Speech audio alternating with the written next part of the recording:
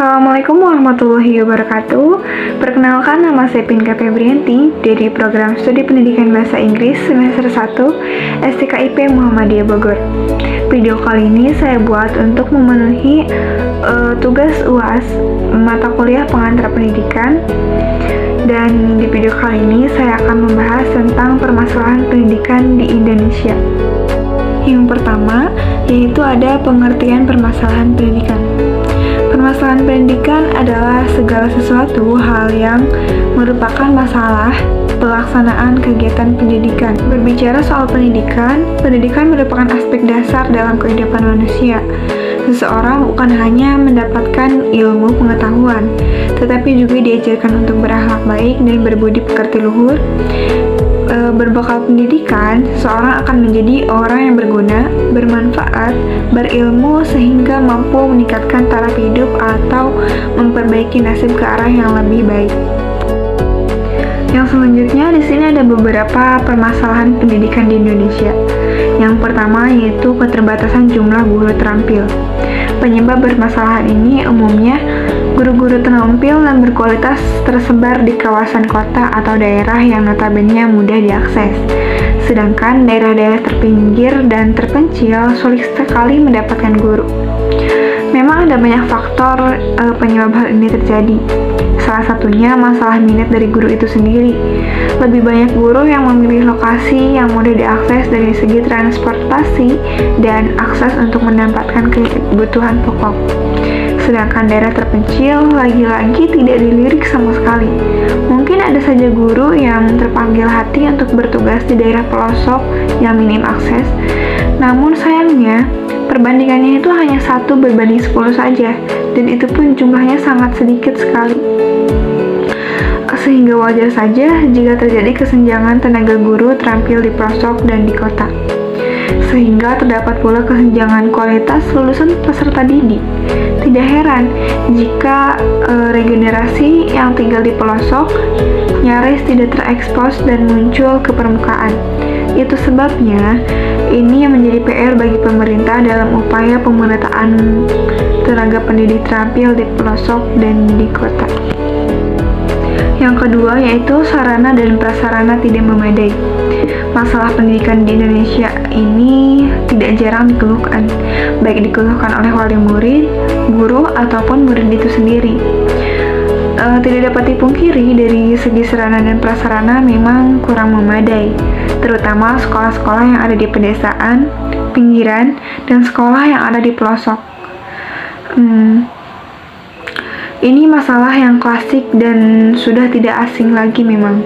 Namun, seburuk-buruknya sarana dan prasarana yang ada di pinggiran kota dan desa, masih ada masalah pendidikan di Indonesia yang lebih parah. Kita tahu bahwa Indonesia merupakan negara kepulauan yang memiliki banyak sekali pulau. Banyak daerah bagian yang tidak terakses. Banyak generasi penerus yang tinggal di kepulauan. Mereka tidak hanya terbatas pada sarana dan prasarana saja, tetapi terbatas dari banyak hal. Misalnya, harus melintasi pulau seberang setiap hari agar bisa masuk sekolah. Hidup dengan keterbatasan koleksi buku karena tidak terakses dan tidak terjamah. Belum lagi masalah tidak ada jaringan listrik, sehingga mereka harus menggunakan penerangan tradisional. Padahal sekarang sudah era globalisasi, bahkan dunia teknologi yang serba terhubung dengan dunia luar. Tetapi masih ada daerah yang belum terjamah di tanah air kita. Permasalahan pendidikan yang ketiga yaitu minimnya bahan pembelajaran. Tidak dapat dipungkiri bahwa masalah pendidikan di Indonesia juga terbentur pada keterbatasan bahan ajar. Kurangnya keterbatasan bahan ajar menurut saya adalah hal yang wajar, karena memang dari kesadaran akan literasi di Indonesia pun berada di urutan terakhir. Dari sudut pandang lain, menurut saya bisa jadi bukan karena masalah minimnya bahan ajar, tetapi masih kurangnya kesadaran untuk inisiatif mencari modul pembelajaran. Mungkin banyak yang menyebutkan bahwa keterbatasan bahan pembelajaran tidak memadai.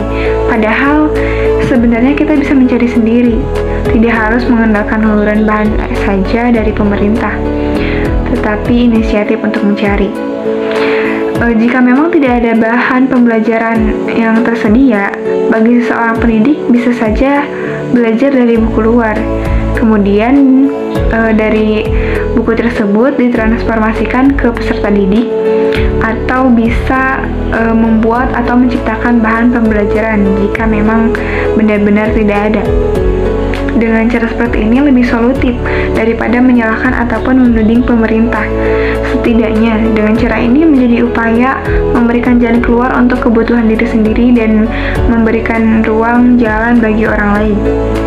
Bukan berarti saya pro dengan pemerintah, hanya menunggu belum tentu bertemu. Tetapi dengan kita bergerak, meskipun hasilnya bukan gerakan besar, minimal memberi sedikit perubahan. Permasalahan pendidikan yang selanjutnya yaitu mahalnya dana pendidikan. Masalah pendidikan di Indonesia yang paling mendasar terletak pada masalah biaya pendidikan. Meskipun sudah digadang-gadang gratis, tetap saja ada bagian tertentu yang harus membayar. Ironisnya, banyak masyarakat miskin yang mungkin tidak seberapa dalam membayar tetaplah menyulitkan bagi mereka. Masalah pendidikan di Indonesia terkait mahalnya dana pendidikan inilah yang menambah angka putus sekolah. Pertanyaannya adalah, akankah kita selalu menyalahkan dan menuntut pemerintah untuk menjamin masa depan generasi putus sekolah? Padahal ada banyak sekali jumlahnya. Di sini saya justru bukan menyoroti dan dari kewajiban pemerintah, tetapi sikap masyarakat yang berlebihan melabeli mereka yang putus sekolah. Bisa saja berkat putus sekolah, mereka tetap memiliki motivasi belajar. Belajar bisa dilakukan secara non-pendidikan, bisa belajar dengan alam, belajar dengan lingkungan sosial, dan belajar dengan pengalaman yang justru memiliki kualitas pendewasaan dan kemandirian yang lebih baik. Permasalahan pendidikan yang selanjutnya atau yang kelima yaitu mutu pendidikan rendah atau kualitas pendidikan rendah. Salah satu masalah pendidikan di Indonesia juga terletak pada mutu pendidikan yang rendah. Masih menyambung pembahasan yang di atas, salah satu penyebab rendahnya mutu pendidikan bisa saja disebabkan oleh perspektif masyarakat umum, di mana menuntut ilmu bukan sebagai kewajiban atau kesadaran diri yang merupakan bentuk kewajiban terhadap diri sendiri. Yap, saya menyebut belajar sebagai kewajiban setiap masing-masing individu sebagai bekal hidup dan bekal untuk bertahan hidup dari rasa lapar. Sayangnya, belajar sebagai kewajiban kini bergeser mencari pangkat, gengsi, dan mendapatkan gelar. Disinilah awal mula mutu pendidikan menjadi rendah. Kok bisa? Karena tujuan yang dicapai menjadi ambigu. Banyak yang berbondong-bondong mengejar statistik atau pengakuan, tidak mengejar esensi dari pembelajaran itu sendiri. Analogi presis saya, kita fokus mencari wadah ember yang bagus, lupa fokus untuk mengisi ember tersebut. Mutu pendidikan bisa tinggi jika fokusnya terletak pada si ember, bukan pada bentuk ember. Bukankah begitu? Permasalahan pendidikan yang terakhir yaitu minoritas bagi kelompok difabel. Permasalahan ini justru sangat jarang sekali dijadikan sorotan oleh pemerintah. Namun ternyata masih banyak kelompok difabel yang kesulitan dalam mencari sekolah inklusi. Itu berarti masih sedikit sekolah inklusi bagi mereka. Satu sisi, sekolah inklusi secara tidak langsung juga mengkotak-kotakan dan semakin tereksklusi dari realitas sosial. Kendala yang sering dihadapi bagi difabel ketika memutuskan sekolah umum, mereka terkendala dari pembangunan sekolah yang tidak ramah untuk difabel. Misalnya, tidak ada jalan khusus difabel yang menggunakan kursi roda atau pintu kurang representatif bagi difabel. Belum lagi masalah buku-buku pembelajaran yang dikemas dalam huruf Braille. Belum lagi masalah tentang akses jalan, sarana kamar mandi di sekolah yang belum ramah untuk difabel, padahal segala sesuatunya harus dibangun sesuai standar difabel. Bukan karena mereka minoritas, bukan berarti mengambil hak mereka menikmati fasilitas umum. Setidaknya jika pembangunan dilakukan ramah difabel, orang umum pun bisa juga mengaksesnya. Jika standar pembangunan distandarkan orang pada umumnya, maka difabel akan kesulitan untuk mengakses, sehingga mereka terkesan dikesampingkan, padahal mereka sama-sama generasi penerus yang memiliki hak yang sama, memiliki peluang sukses yang sama, dan memiliki hak bahagia. Bukan karena minoritas, lantas semakin dipandang berbeda. Mereka kuat, bahkan bisa saya sebut mereka luar biasa. Mereka memang spesial, bukan spesial dalam konotasi negatif, tetapi benar-benar spesial dalam arti sebenarnya, karena mereka sebenarnya memiliki kegigihan yang lebih besar dari di sini juga saya akan membahas lebih lanjut tentang masalah pendidikan, yaitu tentang mutu atau kualitas pendidikan yang rendah. Kemudian ada faktor rendahnya kualitas pendidikan di Indonesia.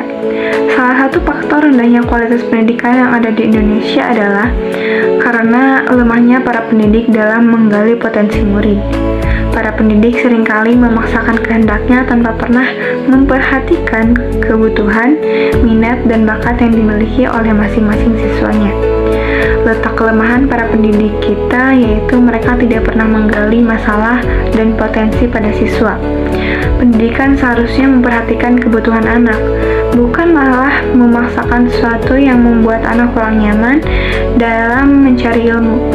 Proses pendidikan yang baik adalah dengan memberikan kesempatan pada anak untuk lebih kreatif lagi. Kemudian, penyebab rendahnya mutu pendidikan. Yang pertama yaitu ada minimnya sarana fisik, yang kedua rendahnya kualitas guru, yang ketiga guru belum sejahtera, yang keempat rendahnya prestasi siswa, yang kelima pendidikan yang tidak merata atau pemerataan pendidikan tidak terjadi, yang keenam rendahnya relevansi pendidikan dengan kebutuhan, yang ketujuh mahalnya biaya pendidikan. Dan yang terakhir, ada solusi agar mutu pendidikan di Indonesia meningkat. Solusi agar mutu pendidikan di Indonesia meningkat adalah meningkatkan kualitas guru dan kualitas sarana dan prasarana yang ada di tiap sekolah ataupun universitas. Tidak hanya di kota, bahkan desa atau pedalaman pun yang jaraknya jauh dari pusat pemerintahan membutuhkan pendidikan yang memadai. Pemerintah juga perlu meningkatkan kurikulum pendidikan sesuai kebutuhan zaman yang setiap saat berubah, agar pendidikan di Indonesia tidak tertinggal oleh pendidikan di negara lain yang sudah jauh lebih maju. Mungkin hanya itu yang bisa saya sampaikan. Semoga video ini bisa bermanfaat dan mohon maaf bila ada kata-kata yang mungkin tidak berkenan. Terima kasih telah menonton. Assalamualaikum warahmatullahi wabarakatuh.